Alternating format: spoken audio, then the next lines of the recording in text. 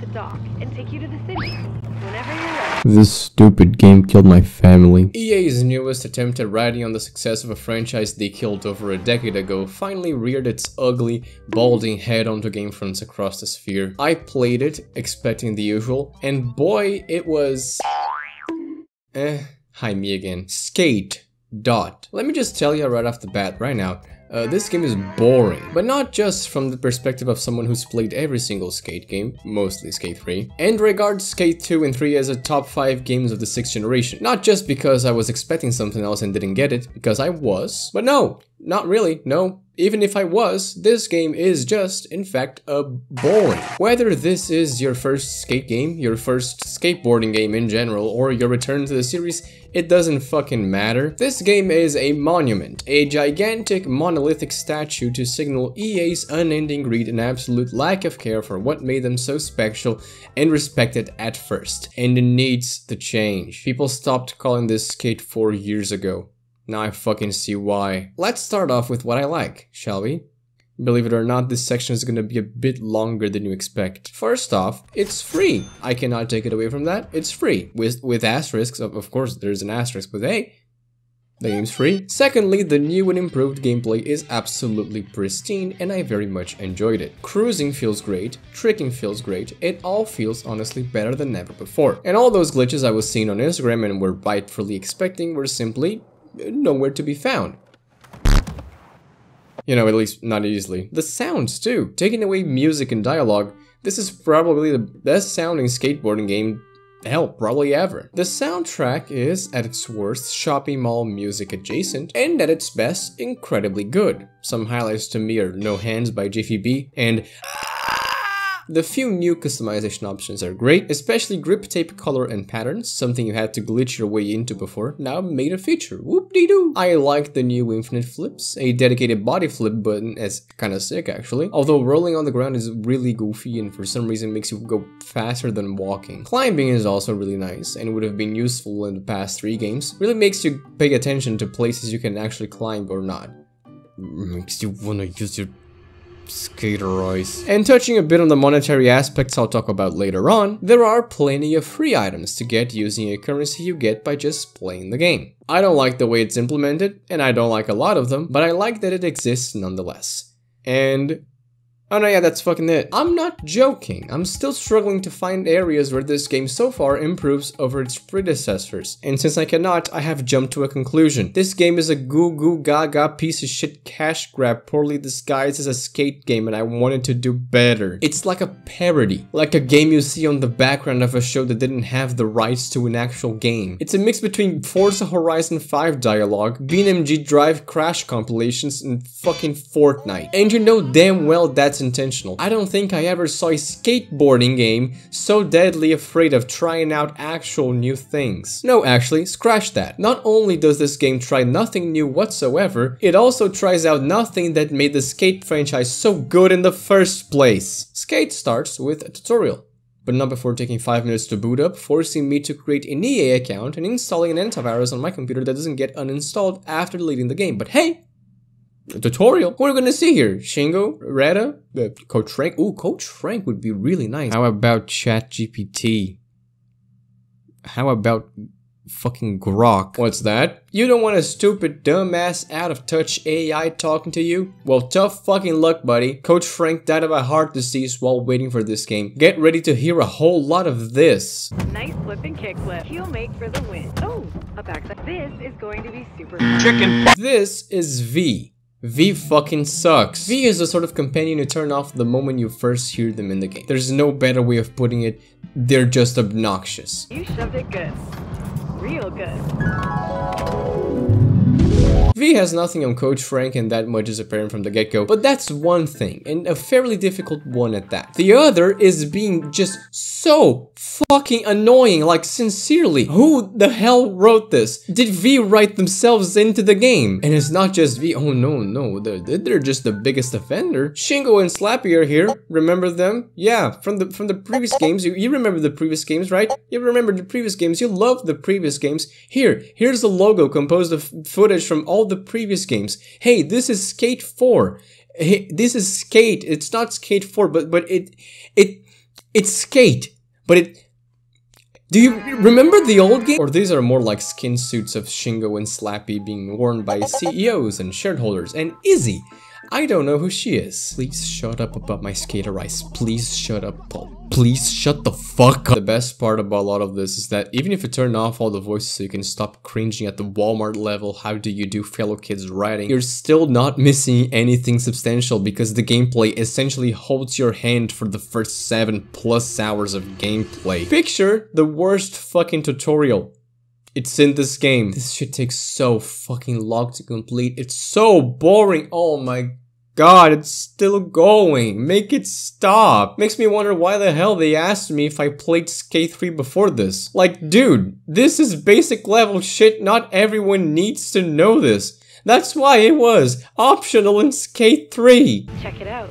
Grinds and slides are when you put your truck or board on a rail, ledge, or any sharp edge. And oh, better yet, after the first hour of the tutorial's done, do you know what it is that the game first makes sure you know exists? Take a fucking guess. Of course it's the microtransaction store. Of fucking course it is. Let's talk about money, which EA so desperately wants from you. Approaching the topic of monetization in free games, or games in general nowadays, is becoming more complicated by the minute. On the one hand, free games need to make money. There's no discussing that. Keeping servers up is expensive, paying your employees to keep working is necessary, all that stuff. I, for one, am of the opinion that if you like a free game enough to play it for hundreds or even thousands of hours, then surely the game's earned its money by now. And, well, if you think the game's done that, then I don't see why you shouldn't spend money on microtransactions. But also, there's a reason why free games have such a mixed to negative reception when it comes to microtransactions. Since most of them, and yes, being fully transparent here, even the ones I've played on this channel, follow a very, very predatory and manipulative way of cashing in on gullible players or straight up children. I'm gonna be 100 with you and say that I'm not the most reluctant person ever to spend money on free-to-play games that I actually like. But that's because I know how to be responsible with my money and am in fact a whole-ass adult with a job. I like making my characters look snazzy in TF2. I like buying esport decals in Rocket League to support my favorite teams. I like even toying around with some gacha from time to time, because even when I say I understand selling predatory tactics to millions upon millions of people on the internet with no regulations and most of whom are children, like, gambling is straight up fun, I'm not gonna deny that. At the end of the day, it's much more complicated than even what I made it out to be, but like most things in life, I think if you just strike a good balance, you should be good to go. Now tell me, EA, you want me to spend money on your free-to-play cash grab, right? Of course you do. It's all you care about. Then make it a fucking worthwhile investment, goddammit. I don't even know how to add funds to my wallet and I'm pissed off. Is it bad that the only fully working part of the game at release is the online store?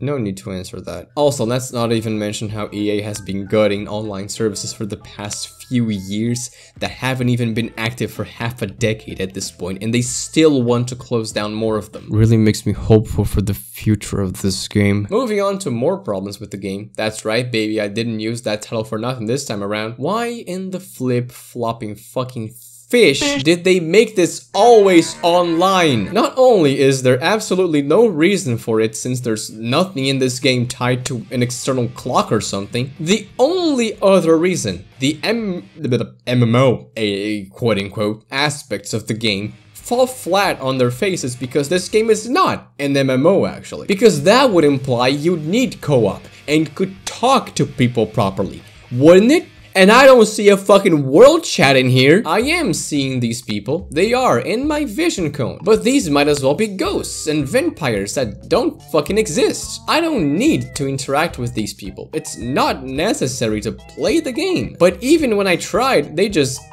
fucking ignored me. Being always online also means the servers crash. And they do crash. They crash, they make you wait in line with thousands of other players. I've seen people saying they were placed in positions in the hundreds of thousands. Cyphers got placed in position almost 1 million. Who the fuck wants to wait to play a game that could have so easily been single player with microtransactions and a separate online mode? If that's the plan you so desperately want to follow now. Also, who the fuck wants to play a game in a place that looks like this? Welcome to San Vansterdam. Try not to kill yourself. I think the best description I've seen of this place was someone's Reddit comment that said this place feels like different flavors of Los Angeles. It desperately wants to have the same amount of recognizable landmarks as something like Port Carvatrum, but well, it just fucking doesn't now, does it? Except for the cathedral. The cathedral is pretty nice. Everything, no matter the region, looks the absolute fucking same. You can take 3 different pictures in Skate 1, 2, and 3 respectively, and it'll always feel like a different place. You can tell what sort of region you're in, especially when it comes to Skate 3. Here, everything just looks like fucking Dubai. It's not just a bad city for a skate game, although it is, it's a boring place in general. And much like Dubai, it's constantly grainy, blurry, fuzzy, and goddammit, the water is still a solid block. Oh wait, never mind, it's not. The water is actually perfect now. Thanks, EA. Speaking of the city, I think there's also something to be said about the art style.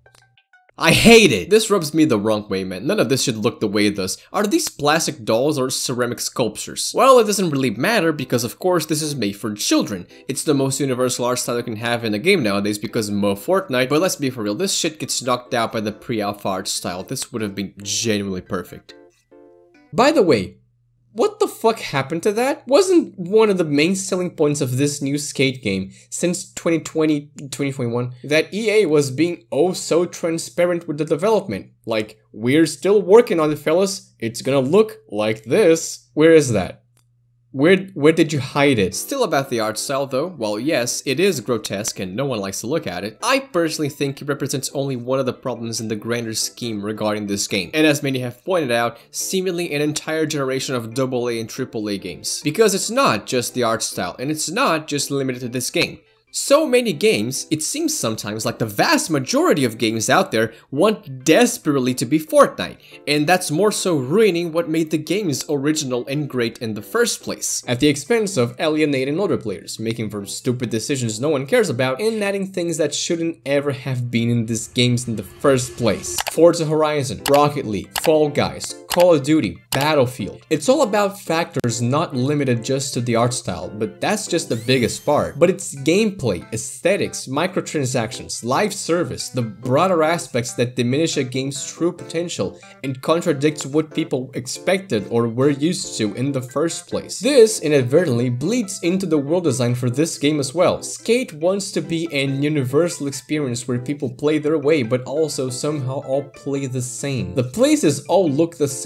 The challenges are slight variations of the same thing. The soundtrack is, at times, very samey. The art style people complain about just seems like one more thing on top of all this. Again, don't forget what they took from us. What made us so hyped for what this game was going to look like in the first place? And what about career mode? It's not even that this game couldn't have a career mode, because it's early access or constantly online, or both. They could have just done it, but fucking whatever, right?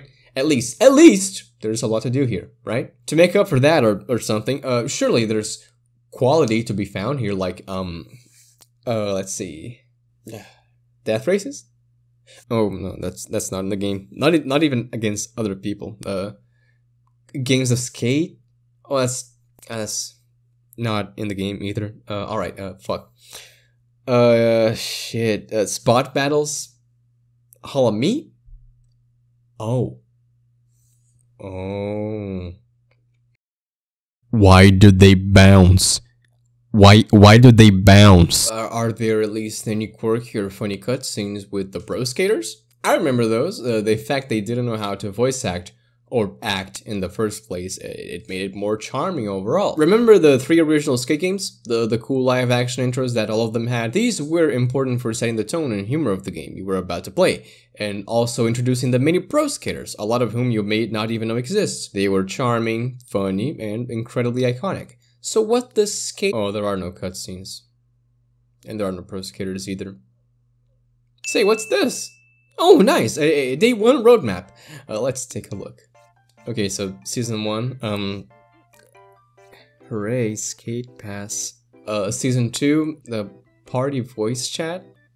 The replay editor improvement. That's a selling point? Season 3, leaderboards, player created bugs, new gameplay tricks.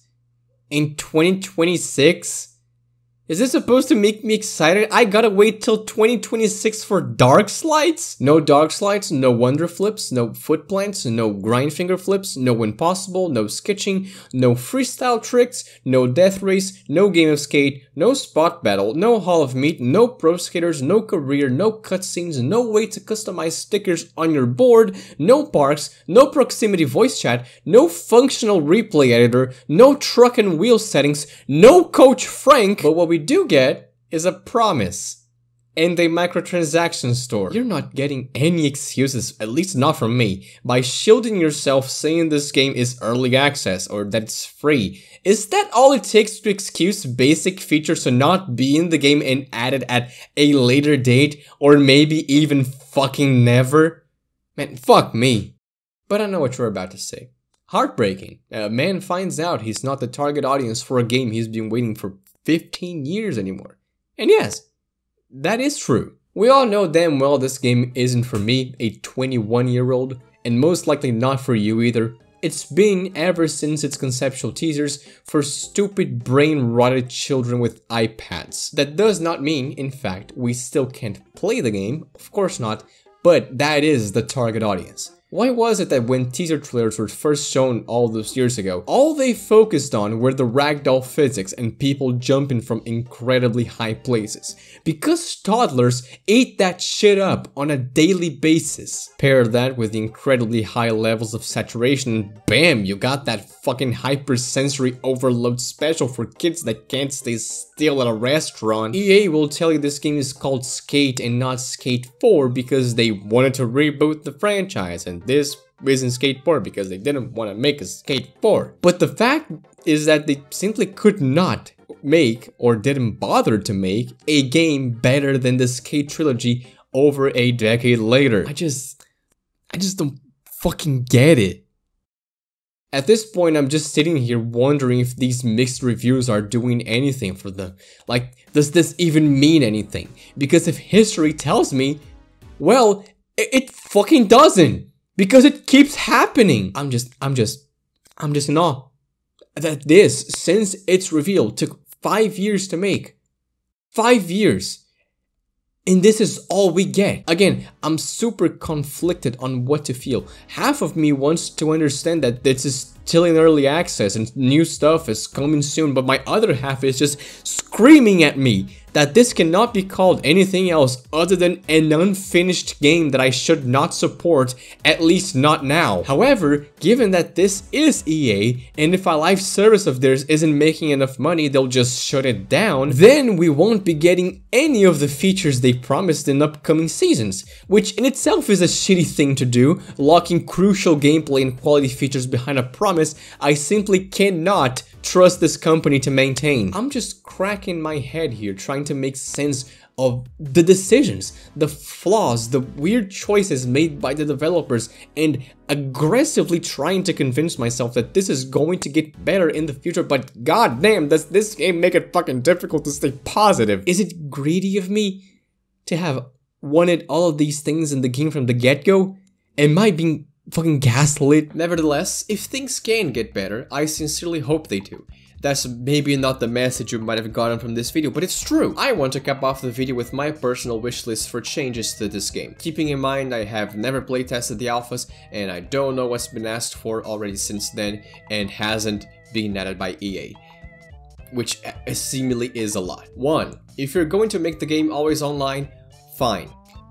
It's not fine, but whatever. At least make it so there's more reason to it besides the microtransactions and timed events. Challenges, as they are personally not a good reason for the game being always online, and there's basically no reason to interact with people when you're playing with them. If you're not gonna do that, at least just add an offline mode. Burnout Paradise did this perfectly, and it was a game, well, published by EA. And yes, this sounds stupid coming from the Genshin Impact player, but do you really think I also like it that Genshin Impact is always online? 2. Give us more ways of interacting with players online, which also ties with what I just said. As it stands, I have no reason for it. 3. Either kill V or change her altogether. Even if you can turn her off, the first impression of your game being this doesn't sit well with anyone over the age of 12. And also, I'm pretty sure, I might be wrong here, but I'm pretty sure that the only way to turn off V completely now is to turn off all the voices, which is not something I need to do no matter how much I don't want to listen to Izzy. 4. Give us a way to select servers. I know I am bilingual, but most people in my country are not. 5. Make pops universal across character heights. As it stands, if your character is the tallest out of the 3 available heights, amazing. They pop the board higher when all-in. It's weird. 6. Make stickers customizable on your board, like size and orientation. You had this before. There's no reason to use stickers right now. 7. Add truck and wheel configurations for cruising, like making trucks tighter or looser. 8. More clothing and accessory options, please. It seems like a lot of things are missing from Skate 1, 2, and 3. 9. Slots for saving characters, clothing, and appearances. Since you only have one character, like overall right now, just having presets that I can change on the fly would be nice. 10. Rework the store so guaranteed items are not tied to loot boxes. There's no reason for them to be. If I want this, I should be able to get this. I don't want to go gambling for free items. 11. Let us go back to the tutorial island. It's one of the coolest places in the game, or like put it somewhere in the map. 12. Although the graphic design of the game is really good, some graphic design and UI decisions need toggles or to be moved or removed altogether. 13. A day-night cycle would be nice. 14. Tony Hawk games 20 years ago had color sliders for things like hair and eyes. Let me have that here too, please. In a game all about self-expression, I'm surprised you cannot color your hair. 15. I want to move the items in the world. I don't know how possible that is, but I want to grab the props and move them around like we used to. Same goes for stuff we ourselves put in the map with the editor. The limit of 5 items per person is nice. That doesn't need to be changed though. And finally, fix and add all the things you promised and don't shut the servers down within 2 years. I hope that's not much to ask. If anything, just make this my Christmas list, because everyone can agree the skeleton of a great game is already here. You just need everything else. Oh, also, your character holds the board grip tape out, quite possibly the most uncomfortable way to do it, except in the menus, for some reason.